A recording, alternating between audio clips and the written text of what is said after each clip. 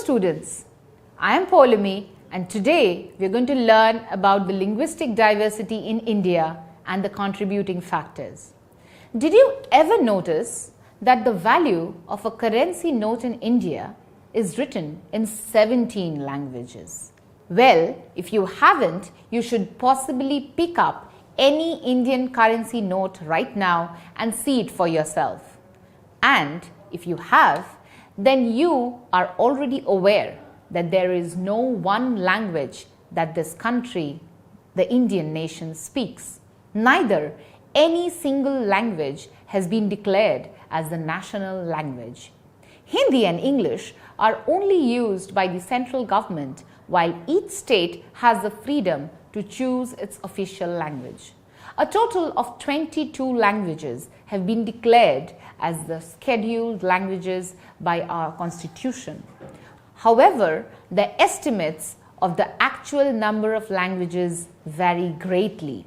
Ethnologue, as assessed on 4th April 2021, lists 461 individual languages. These include 447 living and 14 extinct. Of the living languages, 63 are institutional, 130 are developing, 187 are vigorous, 54 are in trouble, and 13 are dying. However, according to the Census of India 2011, the total number of languages stands at 121, 22 scheduled and 99 non-scheduled, much less than what Ethnologue accounts for.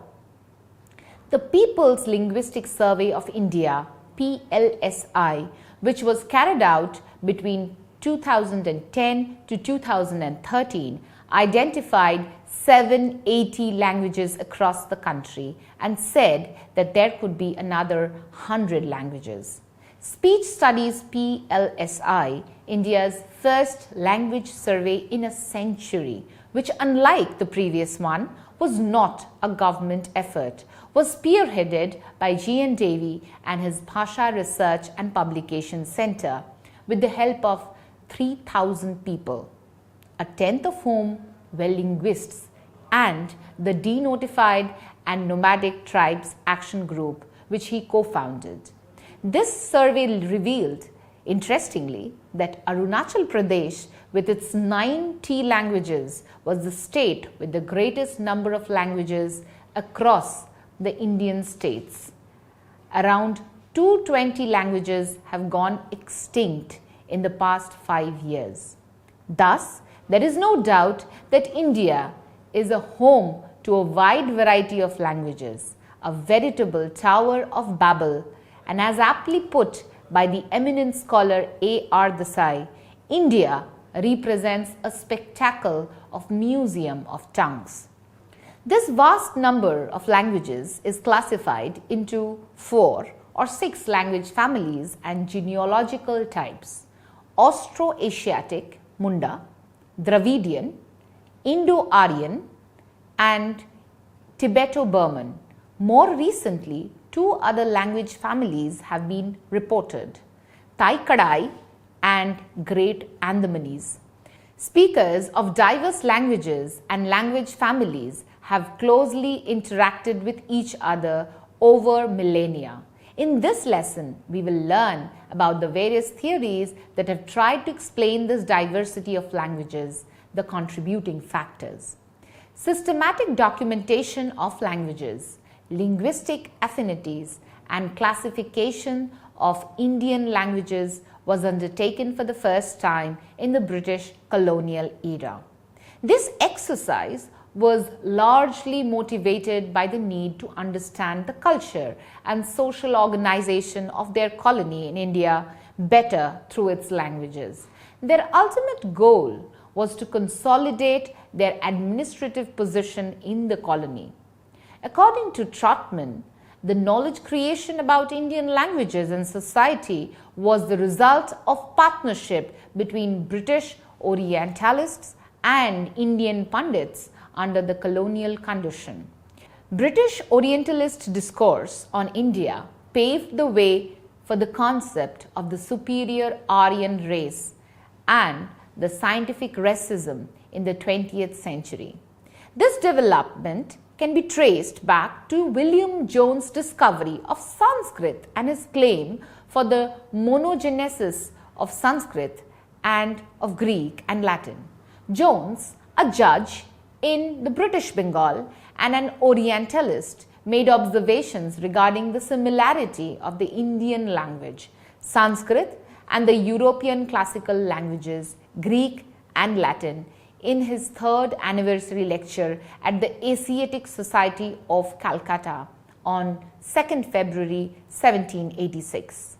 This discovery was fundamental to the subsequent development in philology, which led to the postulation of historical relationships among languages, their classifications, and eventually language families.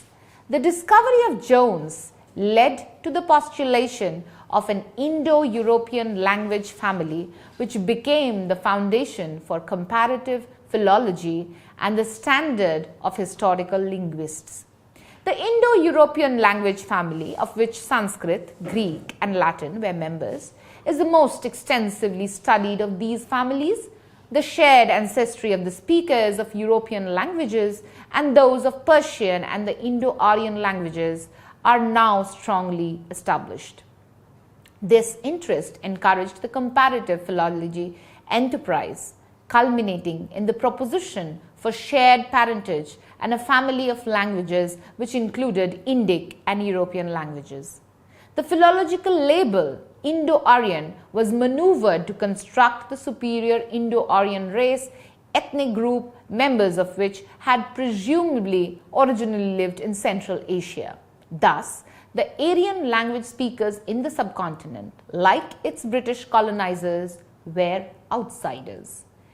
As is well documented but greatly debated, this discovery of the philological research was instrumental in proposing that the speakers of the Aryan languages in northern India have migrated into Indian subcontinent in prehistoric times, and by the virtue of their superior knowledge of advanced metallurgical techniques, well-developed rituals, military arts, and horsemanship, had assumed a socially dominant position, subjugating in the process original inhabitants of the subcontinent.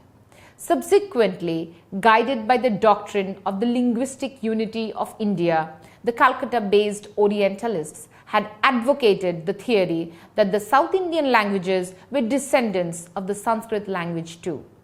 This philological enterprise was clearly usurped by the Indologists interested in the prehistory of the Indian subcontinent. Way back in 1894, Sir George Grierson, a British magistrate resident in India, conducted a linguistic survey of India, which included what is now Pakistan and Bangladesh, and found the existence of 179 languages and 544 component dialects of these languages in northern India. He almost excluded the Dravidian speaking parts of South India. However, colonial officers stationed in South India, Madras Presidency, realized the distinctiveness of South in terms of land systems, languages, land tax settlement, and district administration, legal traditions related to inheritance of property, history, and culture. This led to the birth of the Madras School of Orientalism, which was to have an important role in identifying a distinct family of languages in southern India, unrelated to Sanskrit, the genitor of northern modern Indo-Aryan languages. The distinctiveness of the languages such as Tamil, Kannada, Malayalam, Telugu, spoken in southern India was noticed. Ellis, 1816, and Shadwell, 1856, had contributed to the consolidation of a separate Dravidian language family, as stated by Trotman and Venkateshwaralu. This was a significant development in the understanding of Indian philology. In the present day, the majority of Dravidian languages, namely Tamil, Telugu, Kannada, and Malayalam, are concentrated in the southern part of the country, but there also exists a few northern outlier languages belonging to this family. Brahui in the Baluchistan of Pakistan, Kuruk, Maltu, Pengu in the east central parts of India. On the other hand, the Indo-Aryan languages, namely Hindi, Urdu, Punjabi, Assamese, Bengali, Odia, Gujarati, Marathi and Kashmiri are spread from the northwestern parts of India to the northeast. Two other major language families in India are the Austroasiatic. The Munda sub-branch of this family is represented by about a dozen languages in central India, and the Khassian sub-branch primarily in Meghalaya, and the Tibeto-Burman family of languages in the northeast. In 1956, the states of independent India were reorganized on linguistic basis. For the most part, each state had a majority language which takes precedence over the many others which existed in the region. The official language is not always, however, the majority language of the state. For example, many northeastern states use English for their purpose. Others, such as Gujarat, use Gujarati and Hindi as their official language. The linguistic demography brought out by the 1961 census of India listed 1,652 mother tongues. In the findings of 1971 census, the figure was substantially reduced and only 108 languages were spoken by more than 10,000 people who were officially recognized. The census of 2001 recorded the existence of 1,365 rationalized mother tongues, 234 identifiable mother tongues, and 22 major languages. The language-related data of 2011 census have not been released by the Government of India. This is where G.N. Davies' linguistic survey of indigenous languages of India becomes crucial. According to him, as voiced in his 2016 book, The Language Loss of the Indigenous, the language scenario in India is precarious. While India tops the UNESCO list of languages in danger with about 197 extinct languages, 850 languages still survive. PLSI has been able to identify about 780 of them, which is no small feat.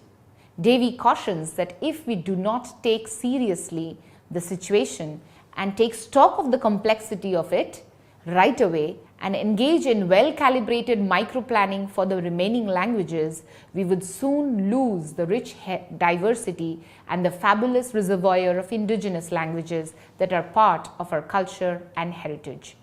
When a speech community comes to believe that education in some other language is alone the way ahead for its survival, the given community decides to adapt the new language situation.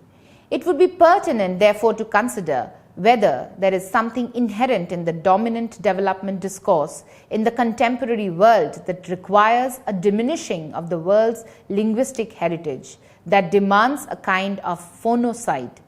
And if that is the case, which is the task of a political and economic analysis to show, the future of human languages is frightening.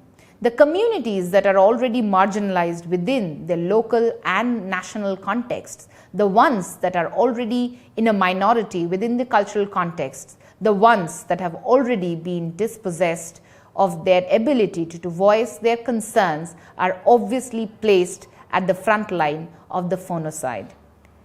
In commenting this, G.N. Davy and his team of researchers have identified a larger problem of mismatch between the symbolic relation nurtured by the indigenous with the environment and the idea of development that is being put before them as the roadmap for the future. This conflict is not particular to any one country or continent. It cuts across nations with divergent economic profiles. One notices now in India and in other Asian and African countries an over-empowering desire among parents to educate their children through the medium of English, French or Spanish, in the hope that these languages will provide a certain visibility for the children who will grow up in the international market of productive labor.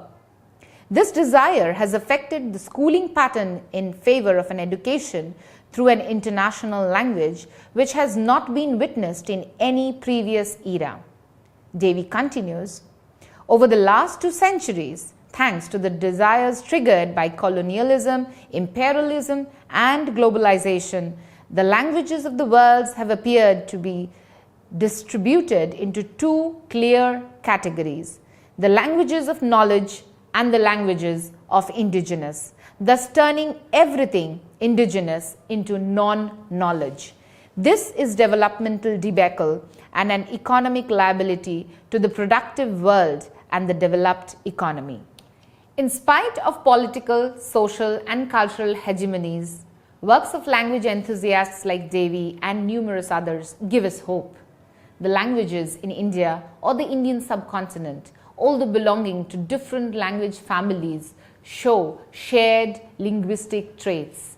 These include retroflex sounds, subject, object, verb, word order, absence of prepositions, morphological reduplication, expressives, eco-formation, reduplicated verbal adverbs, explicator compound verbs, use of converbs, oblique marked subjects, morphological causatives, among many others.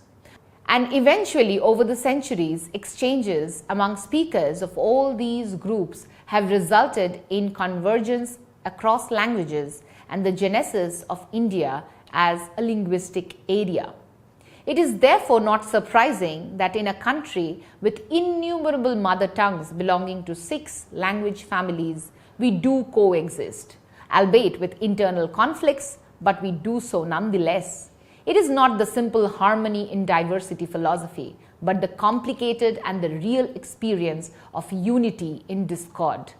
This argument stems from the fact that it is rather impossible to use only the mother tongue outside the 4 walls of our homes, or unless people are compelled to stay in some remote corner of the country, not having any communication and contact with others. But that can never be the case in India. Language diversity is an accepted fact and way of life. No Indian has one single language. Multilingualism is an inherent trait of every Indian resident, which basically arises due to the fervent need to communicate across speech communities. In the words of the President of Sahitya Akademi in 1995, we speak one language at home, one language of the street, another of the province, besides the language of communication. Even while speaking, we are always translating from one language to another. With such enormous diversity, we are bound to be curious about what could be the contributing factors. Well, by now we have understood that these of the many factors could be the history of India, the geographical location where a person is placed, their economical and social caste status, ethnic groups, and sometimes even sex and age. This brings us to the conclusion of this lesson, and hope we have been able to understand what leads to this unique diversity of languages that India has. Thank you.